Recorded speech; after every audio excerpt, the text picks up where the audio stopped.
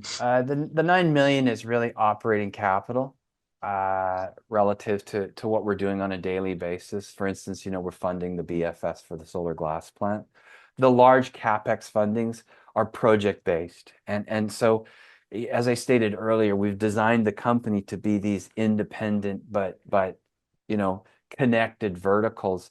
We have individual management teams sitting on top of each of those verticals who are incredibly skilled within the domain of the vertical. And so what we're doing is we've built a business model on the top, but we've also built business models and strategies within each of those verticals. So, we've made acquisitions in our energy solutions side, both with, the IP that we've bought from NREL for the thermal energy storage and the acquisition that we made of the perovskite company in Europe called Halicel. So within the solar glass, which is one of the materials verticals, we've designed that financing to be project based. You know what that means, but for the folks who don't, is the financing's related to the actual project. It's not related to the company that owns the project. And we're trying to avoid dilution of the holding company, the parent. We're trying to avoid dilution of the parent within the context of all of those. So just like we've been really strategic and capital intensive relative to building what we have today, we're extremely focused on minimizing dilution. I'm a large shareholder, so obviously it's important to me personally.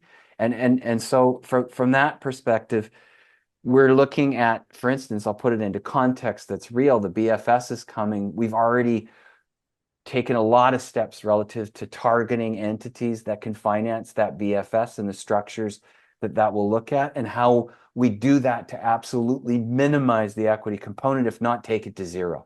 And you'll see the benefits of that strategic work that's been done already come after we have the BFS and we go through that period of lining up the financing. We've already targeted these individuals.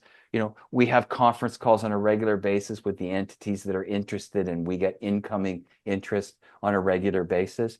So our goal on the solar glass plant is to own 100% of it, credit finance it, and debt finance it cleverly using Awesome. really good terms and government where we can.